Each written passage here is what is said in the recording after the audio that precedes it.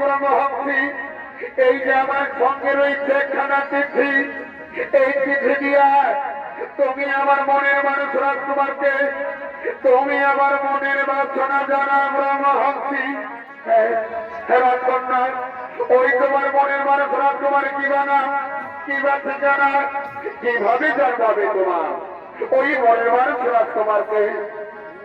ব্রহ্মহংসী, ওই রাজকুমার কোন আমি নাম ঠিকানা জানি না, তবে হ্যাঁ আমার মাইয়া দিব শক্তি দ্বারা আমি এতটুকু জানি ওই রাজকুমারকে দেখতে খুব অতি সুন্দর হবে, খুব রূপবান হবে।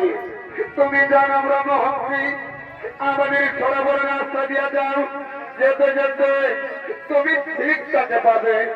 আমার মন বলে হ্যাঁ রাজকন্যা, আমি তাহলে আছি রাজনন্দিনী, আমি তাহলে আছি, আমি তাহলে আছি একটা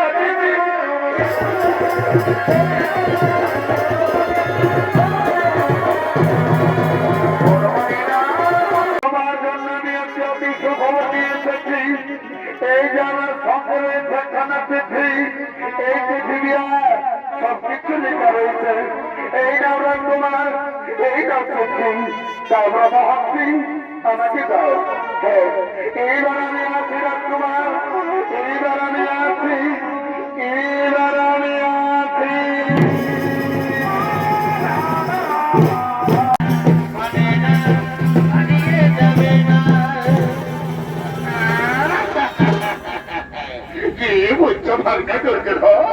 ওই দেখো ভাগ্নে, ওই দেখো ওই বান্নাবর্তের রাজপ্রাসাদ অধীরাত্র হয়ে যুধিষ্ঠিরের জন্য অপেক্ষা করে আছে ভাগ্নে। যাও ভাগ্নে যাও, সেটাই তোমার কথা যুধিষ্ঠিরকে পাঠিয়ে দাও। হ্যাঁ মামা, হ্যাঁ আমি শীঘ্রই কথা যুধিষ্ঠিরকে পাঠিয়ে দেবো বান্নাবর্তে।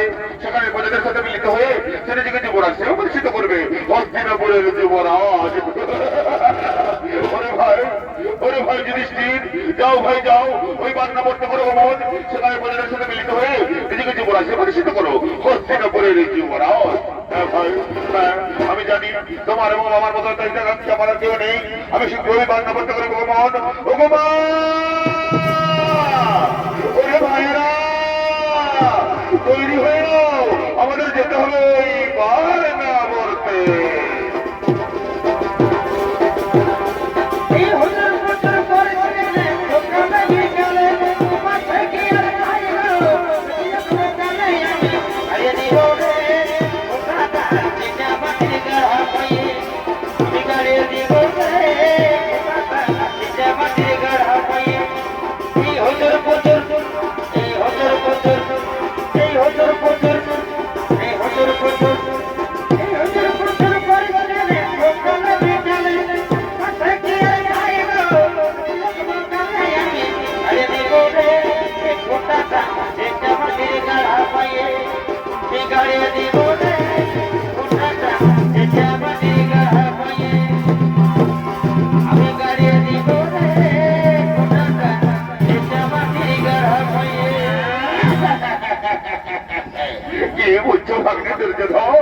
ওই দেখো ভাগ্নে, ওই দেখো ওই বান্নাবর্তের রাজপ্রাসাদ।